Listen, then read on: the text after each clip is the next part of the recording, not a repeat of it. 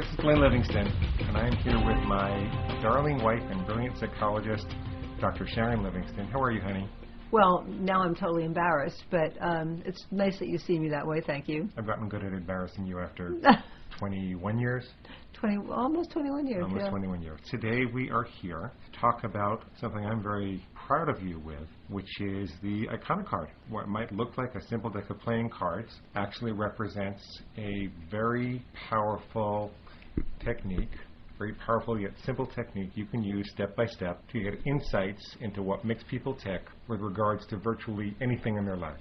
So whether it's what makes them buy a particular product or attach to a particular brand, what makes them choose a boyfriend or a girlfriend or a spouse, what makes them choose a hobby, what energizes them, what enervates them, what inspires them. This is an extremely powerful technique, and I would love to hear you describe its evolution, and then maybe we can show people an example so they know exactly what to do with them. Great.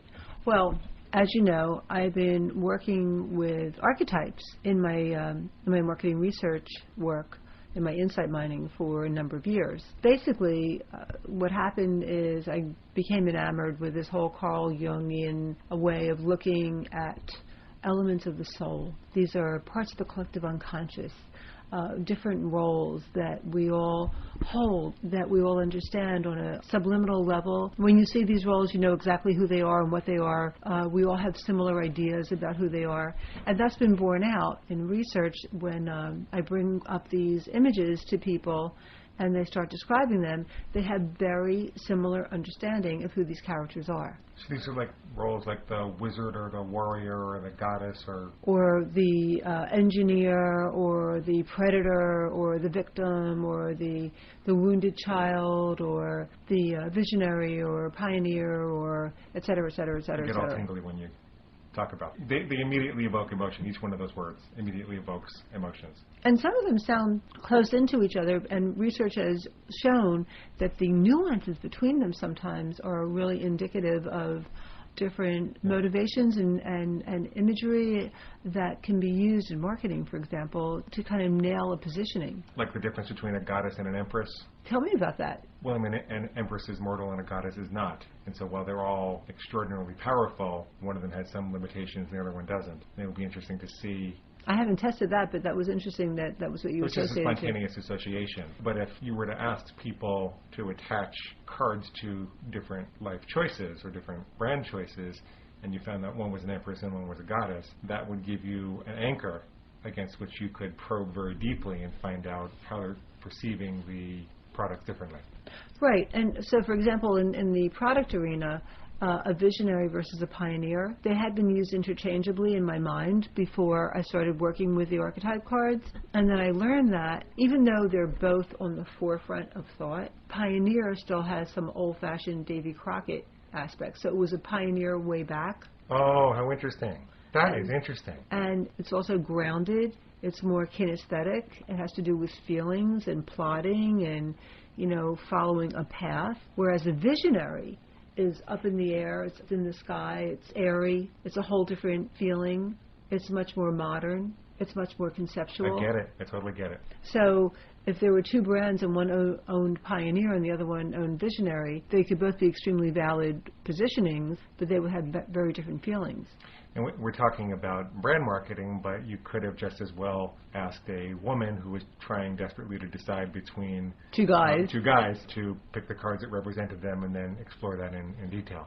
Right, and it might be that, one of them was a pioneer and the other one was a visionary, and, because she's attracted to people who have some of the same characteristics, but the visionary is someone who isn't really available to her because he's always up in his head. What if she was attracted to two guys and one of them is a pioneer and the other one's a visionary in her imagination? As she's talking about it, we might find out that the visionary is very appealing because he comes up with all these cool ideas, but he's not very available to her because he's off in a cloud in his daydreams all the time. Whereas the pioneer, she can go along with him and hike with him.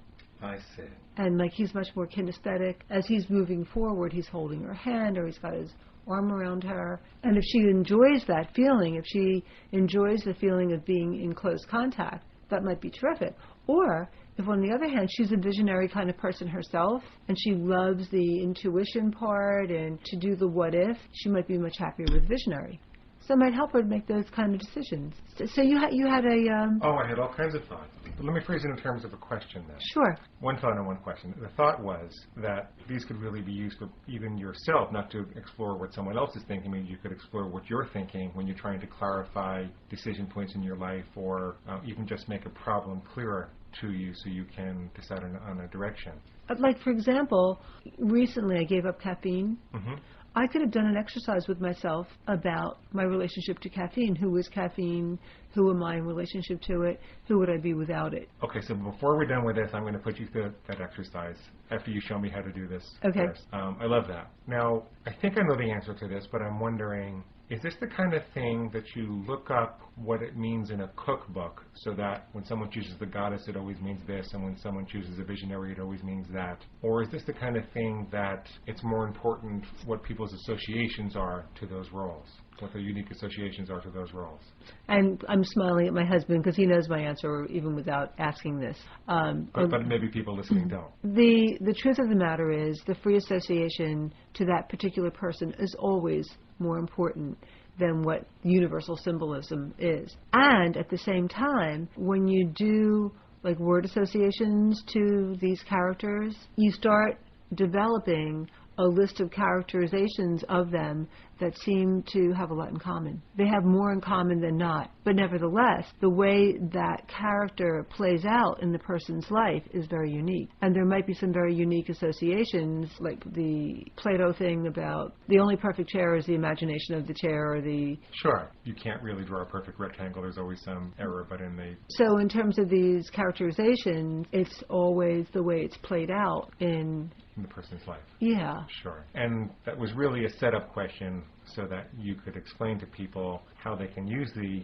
Inconicard to elicit those personal associations. So, for example, not too long ago, I was doing a really fascinating study on women and hormonal contraception.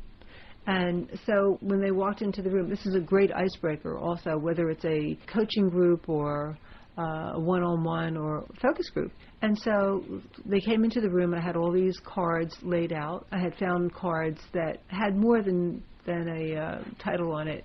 They also had some descriptions on it, and I'd have to keep on telling them to not look at the descriptions because there were like positive aspects and negative aspects, and for my purposes, I really don't want that. I want them free associating rather than looking at the definition on the card. But nevertheless, that's one of the reasons why I came up with these Inconicard, because I wanted clean images. So I would tell them to pick a card that best represented themselves in relationship to birth control, a card that best represented the birth control that they're currently using. And then I also invited them to choose a card that would represent the ideal birth control, and a fourth card which would represent themselves transformed in some way because of using the ideal.